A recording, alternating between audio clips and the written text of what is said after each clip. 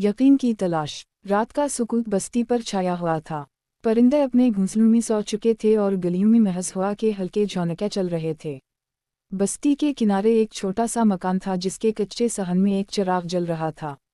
चिराग की मध्यम रोशनी में एक नौजवान, जिसका नाम जैद था, बैठा कुछ सोच रहा था। उसके दिल में अजीब सा इज़्तिराब था। जिंदगी की रंगीनियां, दौलत के ख्वाब और जवानी की ख्वाहिशात सब कुछ होते हुए भी वो सुकून से खाली था। जैद के वालिद एक सीधे सादे किसान थे। इन्होंने अपनी पूरी जिंदगी खेतों में गुजार दी थी।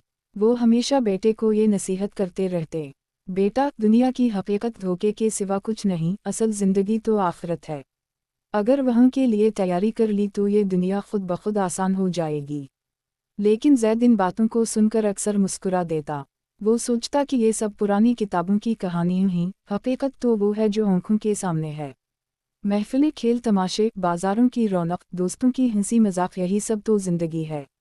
लेकिन आज की रात कुछ मुख्तलिफ थी। उसके दिल में अजीब से सवाल उठ रहे थे, क्या वाकई मौत के बाद कोई जिंदगी है? क्या ये सब सच है कि इंसान को अपने अमाल का हिसाब देना होगा? अगर ये सब सच निकला तो मैं किस हाल में हूँगा?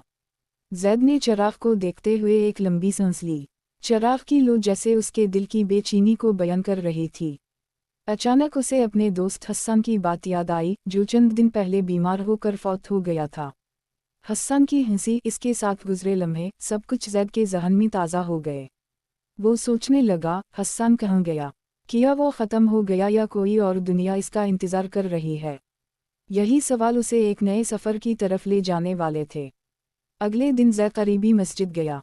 इमाम मस्जिद हाजी साहब एक निहायत नरम दिल और समझदार बुजुर्ग थे। जैद ने उनके पास जाकर कहा, हाजी साहब, मेरा दिल बहुत बेचैन है। मुझे बताएं, ये आखिरत की ज़िंदगी क्या हकीकत रखती है?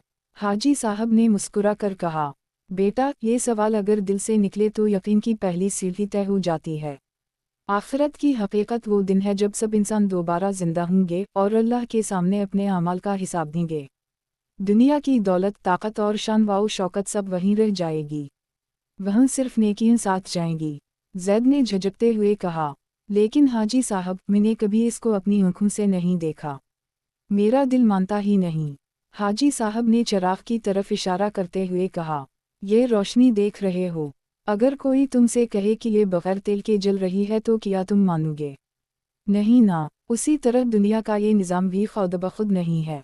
एक दिन इसका अंजाम है और इस अंजाम के बाद असल ज़िंदगी शुरू होगी। जैद खामोश रहा, लेकिन दिल में जैसे एक बीज बो दिया गया। उसी रात उसे एक ख्वाब आया।